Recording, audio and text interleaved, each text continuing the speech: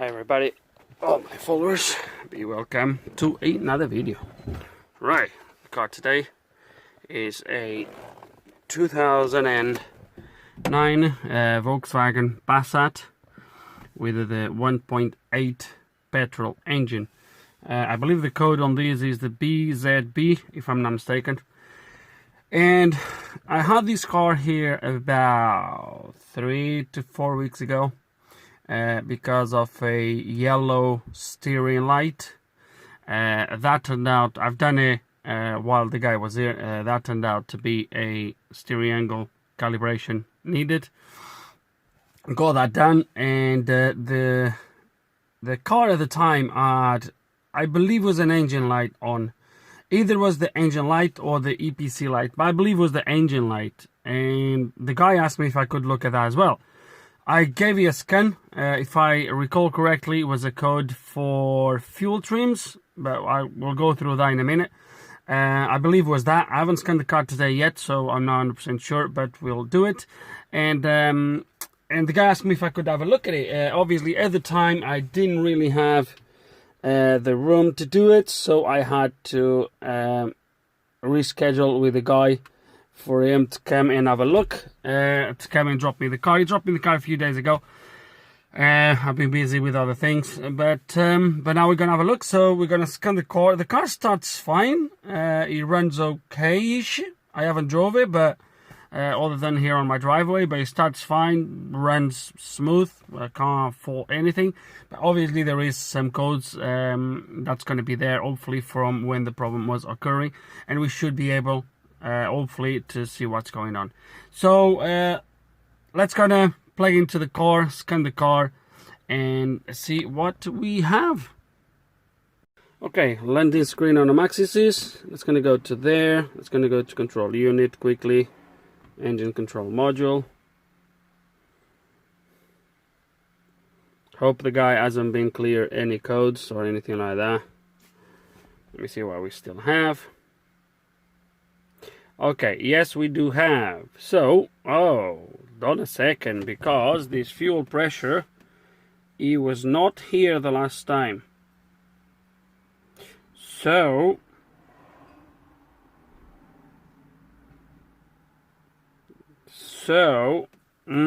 definitely that was not there. I don't recall seeing that fuel pressure sensor.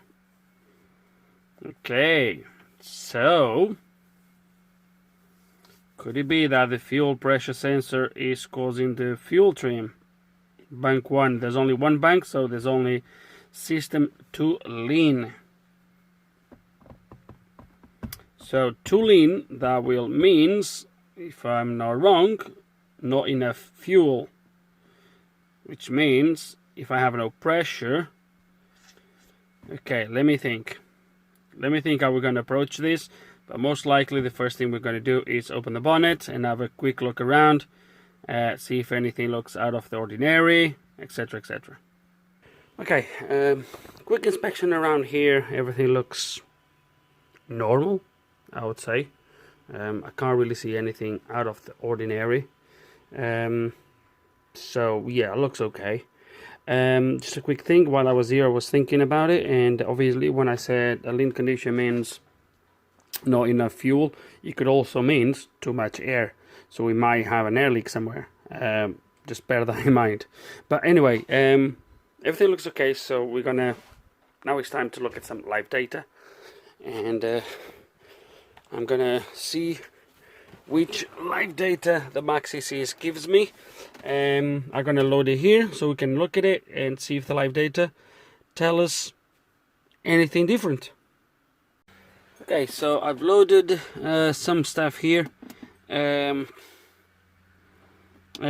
fuel rail pressure and my bank. I believe this is long-term fuel trims, and then I believe 33, channel 33. This is the long-term. Sorry, short-term and long-term fuel trims. It's asking for 40 bars, so let's gonna start this thing.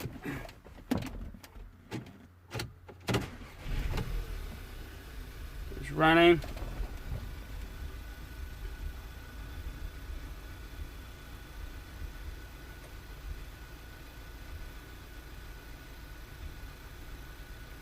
goes. So it's pretty much okay. So the car is, let me show you how it's running.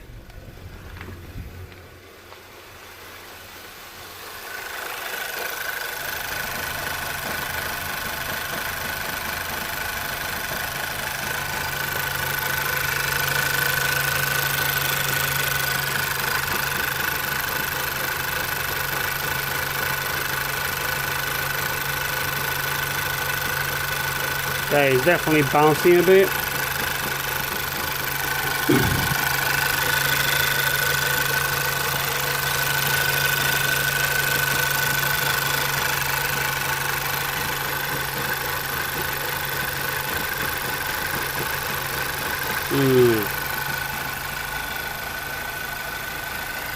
Let me see if we have any fuel trim readings now. No, we have nothing yet. That's what I want to see. I want to see exactly what the car is doing with the air and fuel mixture. So we're gonna wait a little bit, see if we start to get any readings. Okay, and just while we wait, I'm gonna give you a few revs. I just want to see what happens with this pressure. That's how much the car is asking for. So he's asking 40 bar. As I accelerate, that changes. So he asks for different pressures. And as you can see, the one underneath follows. So this fuel rail pressure could be a false code because of the lean. It could set this code as a false code, perhaps. I don't know.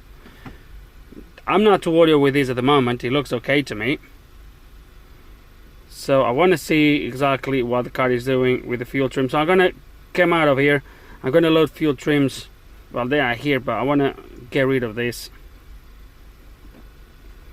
Let me go straight to channel 33. I'm pretty sure 33, if I recall correctly, is my fuel trims. Yeah, I'm pretty sure that's my short-term fuel trim, and 32 if I'm not wrong.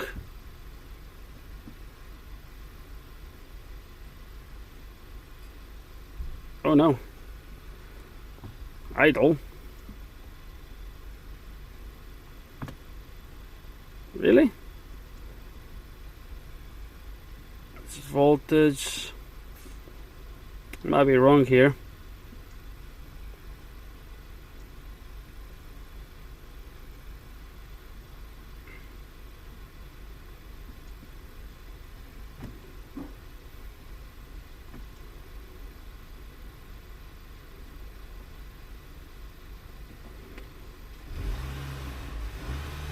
They're not changing, which is not very good.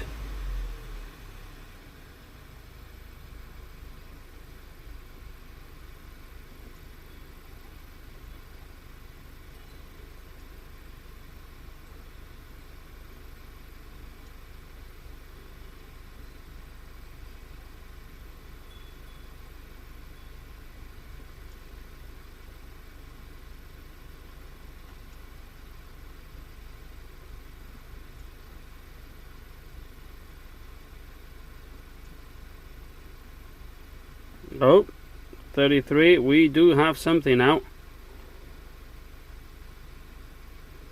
I'm pretty sure this is the short-term fuel trim.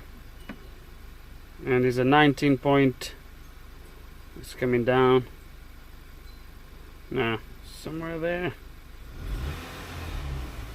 If I accelerate, it drops down. And now it's going up again.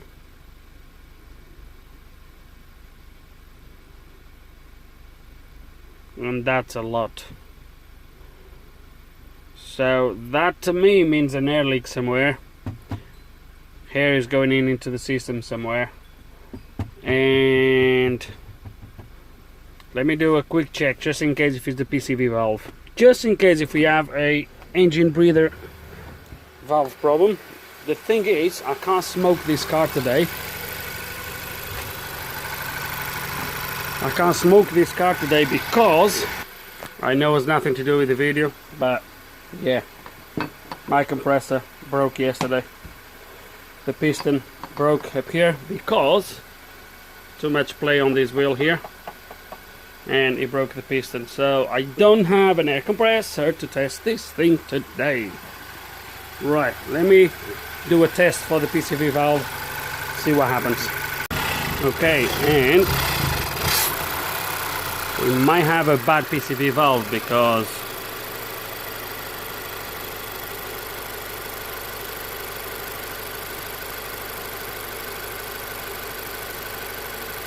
and it climbs all the way up to about 17 something. There we go.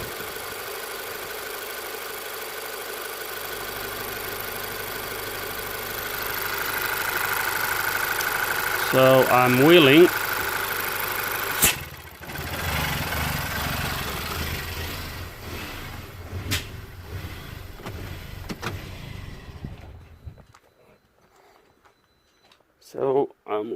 to dismantle this PCV valve to see what's going on. Okay, looks like maybe I was wrong. This actually looks good. There is no rips, no nothing. It looks in very good shape. This is actually a brand new PCV valve because I can see the manufacturing dates stamped on this. You can really see it right here at the back. It's been manufactured in 2021, June 2021, which is like a year ago. So with some shelf time, I would say this is brand new. Has this been fitted, tried to fix this problem? I don't know. Right, I would really do with smoking this thing. Would really do with that. But I have no compressor. Okay, and after a smoke test, after a new compressor, well, it's what it is. Well, I found no leaks. So at this point I'm thinking about injectors. So if we don't have too much air going in, we might don't have enough fuel going in. Now this, yes, could be a pressure sensor problem or a fuel delivery problem. I think I'm gonna try to check the injectors. That means remove all of this stuff, which is gonna be a little bit of hard work to get there, but we'll have to do it.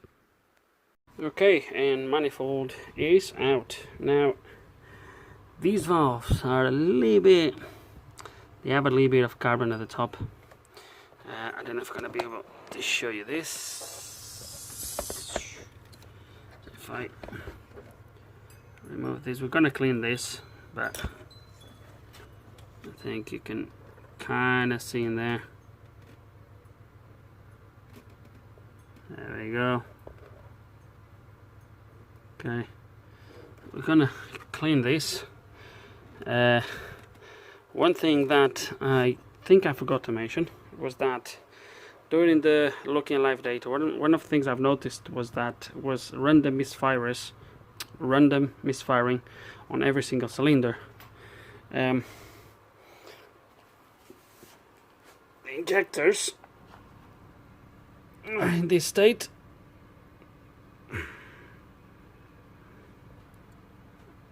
they are not pretty. Let me can zoom this slightly better. There you go. They're not pretty. We're gonna clean everything and put it back on and see if that makes a difference. That's it really. It might be that it just needs a good cleaning, injectors, etc. See how it goes. Okay, so we gave a clean to the tips of the injectors. Okay, I'm not gonna be here taking the injectors out and try to spray anything through them. Just the tips, they were definitely bad. Some of these little, see if the camera can capture this, some of these little holes, they were actually blocked with carbon, which I have already cleaned them all. Okay, so that would definitely that could affect the pattern, although I think 50 bars should throw any crap away, but Oh well, we gave it clean on there. We cleaned these plates, obviously, okay, both sides. We're gonna need a new gasket, because this gasket I don't think was leaking, because otherwise the smoke test would have showed, and I haven't seen nothing leaking. But this gasket is cracked in there, as you can see, and you can see it didn't just happen because it's all brown in there, but it's definitely split. Okay, when you compare with the other ones, so that's how it should look like. And on this one, you actually split in there. Okay, so we're gonna order a new gasket, and then we'll put everything back on and give it a go, see how it runs. But it's not gonna be for today. Tomorrow is Sunday, then I'm working Monday and Tuesday, so it's gonna be a few days now until we manage to get these back on. Okay, a few days later, got the new gasket. I know there's other rubber seals, other gaskets that should be replaced. We're not going to do it for reasons that you can imagine. So, but we're just going to put everything back on, and hopefully the car will run better. So, with no further ado, there we go, all in place. The main torque that you really might want to know is the bolts for the manifold to the engine head, which is 9 Newton meters. I gave 10 just because I can. That's the main torque. Everything else is just screws to plastic. Nothing really rocket science. The only thing I haven't put in place is that conduct from here to the air filter, but it doesn't really matter. I think we're ready to give it a go. So obviously the car is not going to start straight away, most likely. There is no fuel on the rail, etc, etc, so we're going to have to prime the system. But what I want to do is get it running, and as soon as I get it running properly, turn it off, and then start the car from cold and see how it runs, because it used to run really poorly when cold. So let's going to give it a go and see how it behaves. Okay, I've cycled the ignition a few times to try to see if I can kind of prime the system with the fuel tank pump. Let's give it a go. I've done it about 4 or 5 times, so let's try this. Wait. Okay, it's running. EPC light, obviously we had stuff unplugged. Oh, they've just gone off. Let me turn it off, and now I want to load my live data and see exactly what's going on. Yes! I found the problem. Damn it, I'm not going to be able to fix it. Right, I've been through a few of those lately, problems that I diagnose but I can't fix, and this is going to be another one, mainly because it's a way too big job for me to do here. But it's diagnosed finally. I'm going to show you everything, but the first thing I want to say is that I did a mistake. We all do mistakes, and I did a mistake. Didn't thought through at the time, and only now when I was doing something I realized, whoa, hold on a second. So let me take you through. So got the engine running, started the engine second time, and a second time after that first run, so when the engine was running properly, started up again, and 10 seconds the car started to do exactly the same as was doing as the start of the video. That sort of bore idling, the engine was rocking back and forwards, kind of misfiring. So I thought to myself, okay, so what's going on? I mean, the gasket for the intake is good now, so this only proves that that small crack was probably not really making much of a difference. So there's something else. So at this point, I just thought to myself, okay, it's going to be an air leak somewhere. We're going to have to find it. It's going to have to be somewhere. So I thought, let me check. I know the crankcase breather is brand new, as I've showed you, and it is manufactured on July June 2021. So if you make a manufactured on that date, if you put maybe a 6 months shelf, life shelf of that life shelf that might have been on the shelf before being sold, I would say it's been replaced beginning of the year, maybe somewhere there. So I just thought, let me actually take it off, make sure the seal is okay, whatever, just let me take it off and inspect. So I took it off, and anyone that is familiar with this breathing system and with that crankcase breather, etc., probably noticed back in the video the mistake I've done.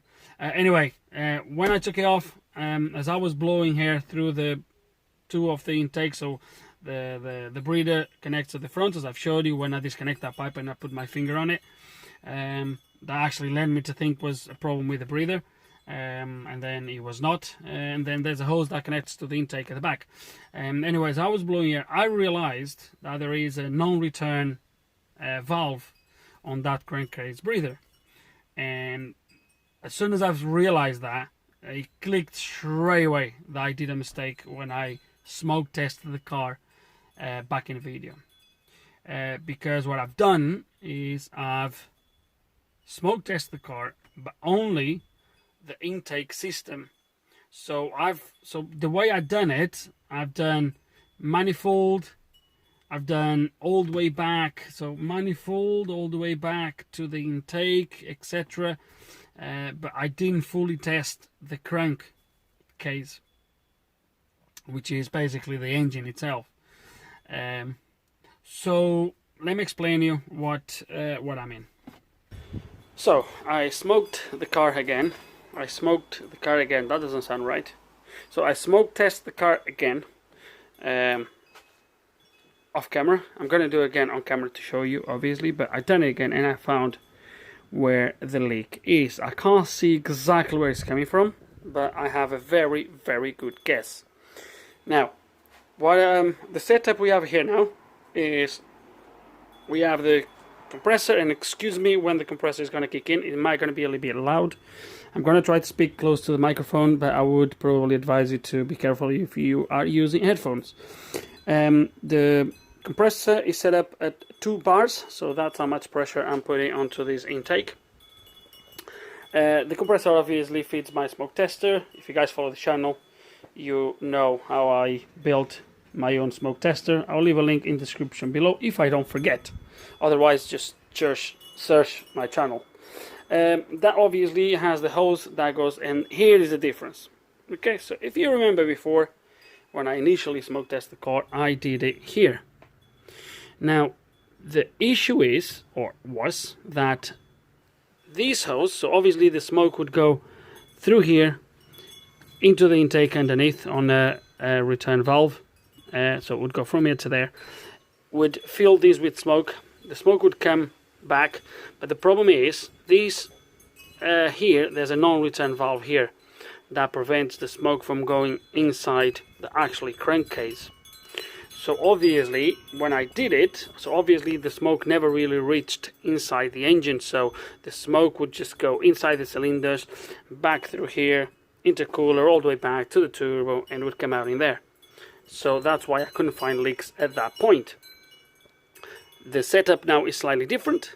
We are injecting the smoke on the dipstick for the oil level, which means we're going to put the smoke directly inside the engine itself. Everything else is blocked or is connected, so there's no way where to leak. And that, yes, if I put too much pressure, it will pop out this glove, but it is enough just to cover it up. I don't have nothing that big to cover that. So at this point, guys, it should be literally no smoke coming out. The only thing that should happen if was no leaks, that should just pop out. That's it. But let's gonna see what's gonna happen. So I'm going to open the valve. It might gonna get noisy. You might see that I have a light in there at the back. This is actually the second time I'm recording this part, because initially the light was kind of it was quite poor light and I couldn't really show you. Bear in mind, it's going to be wind that's going to move the smoke away, and it might going to look like the smoke is coming from a different place, or at least several places, but it's only one place, trust me. So let's gonna put some smoke and see what happens. So let me open this valve. This is on. There we go, and the glove is right. I'm gonna put some smoke now.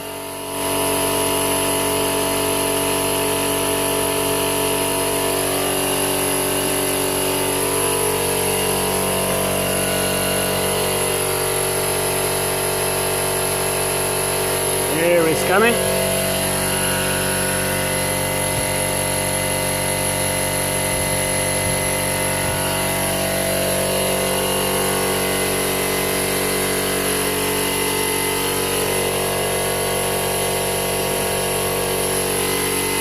Let the smoke to clear, and I'm going to do it again. And what I want you to look at when I do it the second time is to see where the smoke actually starts to come out.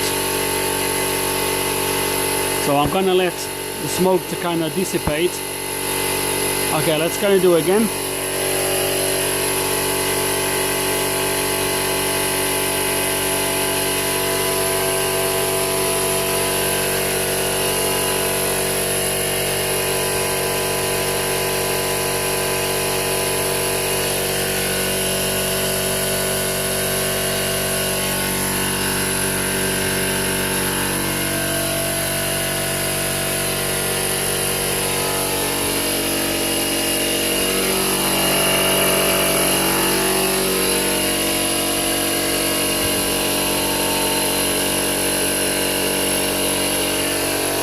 Okay, so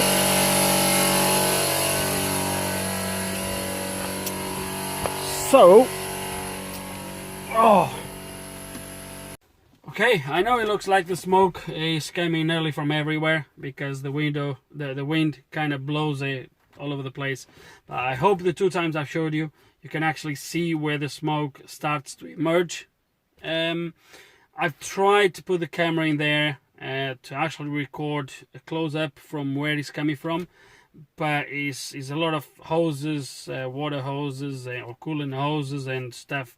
It's nearly impossible to record that in there, and I don't have how to secure the phone. If I could put the car in the air, it would be easier. I could just go underneath and show you, but which I could, but I can see a naked eye perfectly. If I'm not recording, I can just look in there, press the button for the smoke, and I can see exactly where the smoke is coming from, and I will explain exactly where it's coming from.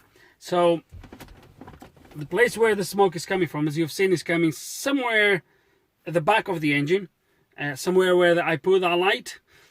Without the light was a little bit even more difficult to see. So it's under the battery, not under the battery, is close to the engine obviously, but it's somewhere in that area. And when you actually look from the top, when I do it, what you do have is you have the engine, right? And you have the bell housing. The bell housing, where the engine ends, and then you have the gearbox, the bell housing is slightly bigger than the engine. And then you have underneath, I think you have the, well, I don't think, you have the drive shafts where the drive shafts connect, etc. But the bell housing is slightly bigger. And is in this area here, between the engine and the bell housing, is right there where the smoke is coming from. So it looks like it's coming from inside the bell housing. So what's in there that can leak? So to me, there's only one thing, which is, and I don't know if this is a common issue or anything like that, but that's my diagnostics, is that this is the crankshaft main bearing seal. That's gone. When you inspect a little bit better, you can see some oil around that area. If you look underneath the gearbox, etc., underneath is all covered in oil. Is definitely some sort of oil around there. Is an old car, yes, oil is normal sometimes for the engines to be covered in some sort of oil. But this oil in there kind of supports a little bit my theory about the seal. So I think that's where the engine is sucking the air, is through that crankshaft main bearing seal. I did a mistake at the start of the video when I smoked the engine. If I would have done it this way, obviously it would show me that straight away and would save me the time of messing around with the intake.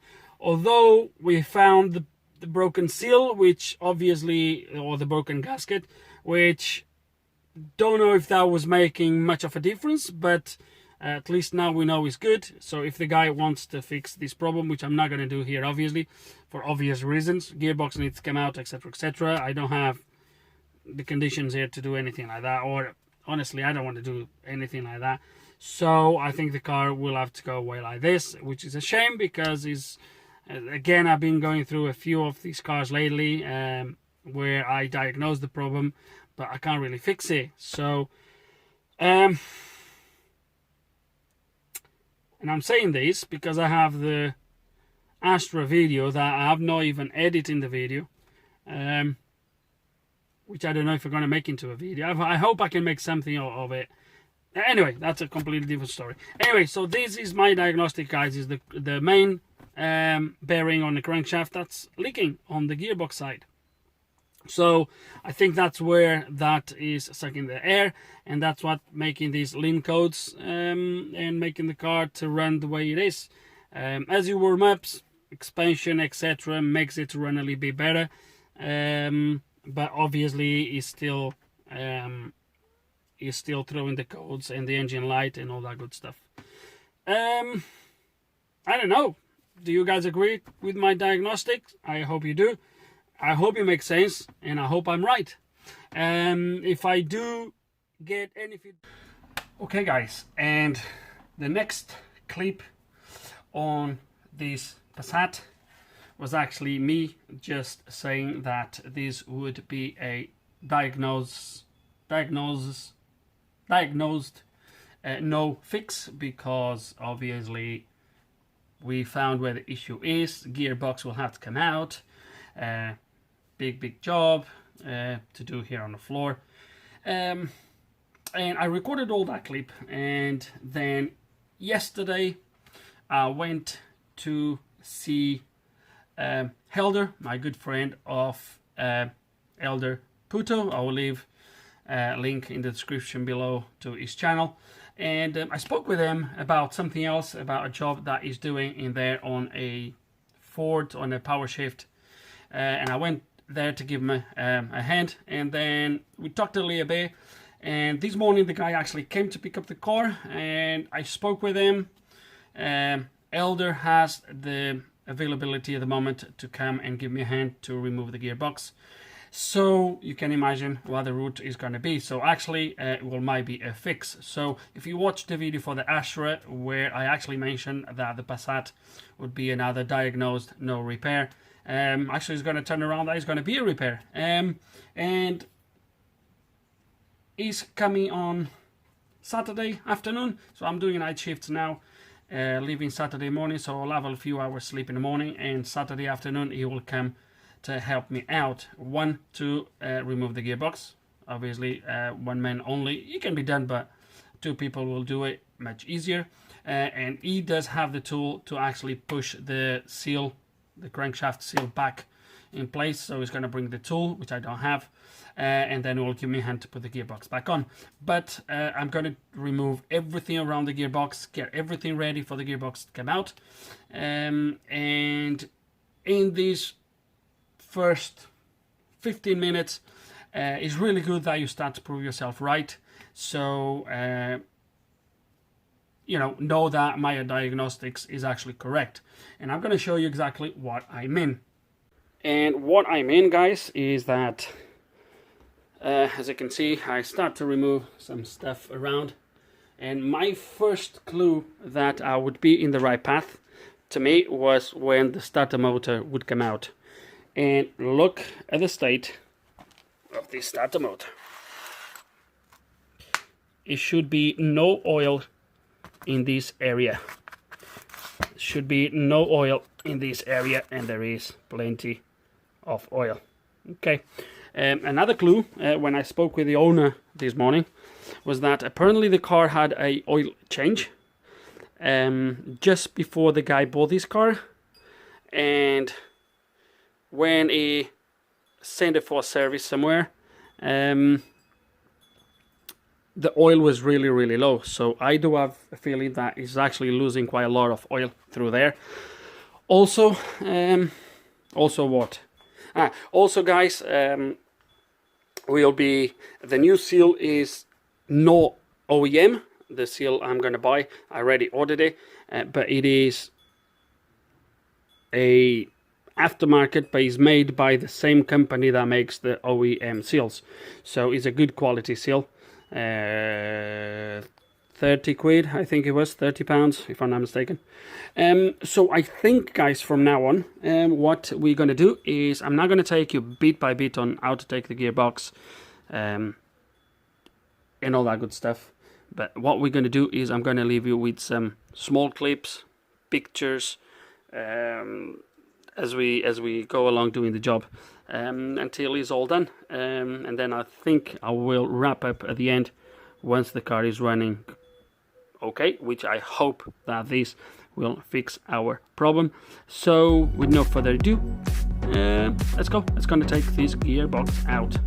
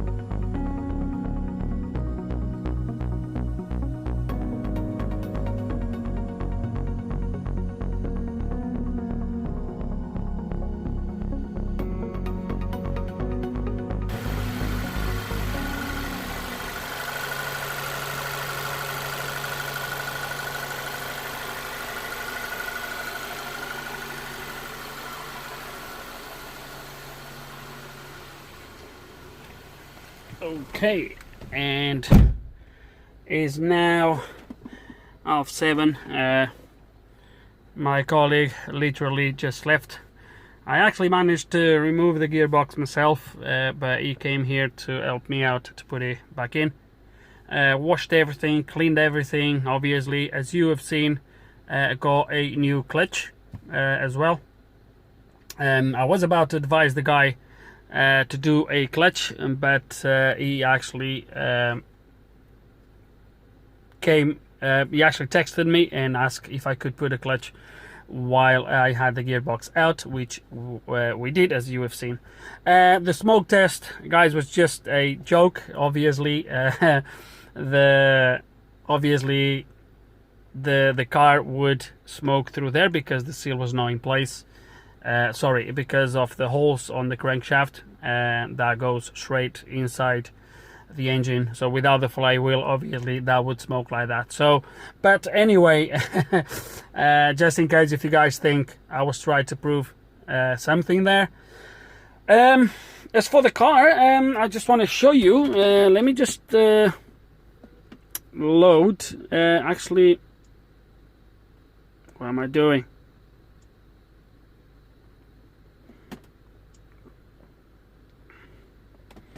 Let me just load some live data, and I'm going to show you that the car is now absolutely perfect. As you can see. And then we have 33, that one in there. Look at that, absolutely perfect. Okay. So the car is here now idling for the last 20 minutes maybe. It's running perfect. Cold start, as you might have seen, the engine, as soon as you start it, 10 seconds later would start to rock back and forwards, misfiring. The car is not missing anymore. It's running absolutely beautiful. And that was the issue, guys. So I don't know what else to say. It is fixed and I'm really happy about it. So the only thing now I'm gonna have to do, but I'll do that tomorrow because I need to drive the car to do that, if I'm not mistaken, is the steering wheel alignment. I'm pretty sure, yeah, you can't do this car by just turning the steering because it doesn't go off. That one goes, the power steering, but the steering, that one will go off, but that one will not go off until I drive the car. There is a procedure that you need to take the car through with the Maxi in order to get that done successfully, but I will do that maybe tomorrow. But for now we are going to wrap up this video here. I still have all my tools to clean and to put away, so as for this video, guys, we're gonna wrap it up. So in the end, a lean code caused by a rear crankshaft seal. I do like to apologize and admit that I did a mistake when I was smoking the car initially. It should have clicked. It's a turbo charged car, so obviously the PCV would never allow the pressure to go back into the crankcase, and I missed that bit. But I think the important thing is that we got there in the end, and it's also that I do these mistakes so you don't have to. So there we go, another one fixed, and I guess I'll see you next time. So guys, I really hope you enjoyed the video. I do hope there's some information here you can find useful. If you do have any questions, any comments, you know how it works, put them below. And like always, thank you for watching. Okay, I know I wrapped up the video yesterday, but I just thought to quickly take you through this. I had to bleed the clutch again today. I told Helder yesterday, he was adamant there was no hair coming out from the clutch system, and yesterday when I was trying to move the car, forward gears, they would go kind of ish okay. Reverse, I could barely engage reverse because it was grinding all the time. So I've been bleeding the clutch again this morning. It's okay now. But that is not what I wanted to take you through. I was just thinking today as I was doing the clutch, I just thought, I never drove the car, and maybe, I don't think it's going to be anything wrong. I'm very, very adamant and very convinced, 99.999% that was my issue, and the car's going to be driving absolutely beautiful. But I just thought, in case if any of you guys might have any doubts, I'm just going to go for a quick test drive. I'm going to take the Maxi with me, just in case, to monitor the fuel trims as well, and that's what I'm going to do. So I just thought to take you through, just in case if you guys have any doubts. So let's going to go for a drive with this and see how it drives. Okay, just came here at the end of the road, and the car is driving absolutely perfect. There's no lights other than the typical one. The car is driving absolutely perfect. Everything is fine. It's driving absolutely beautiful. There's nothing to complain about it. And that's it. That's all. There's nothing else to say, guys.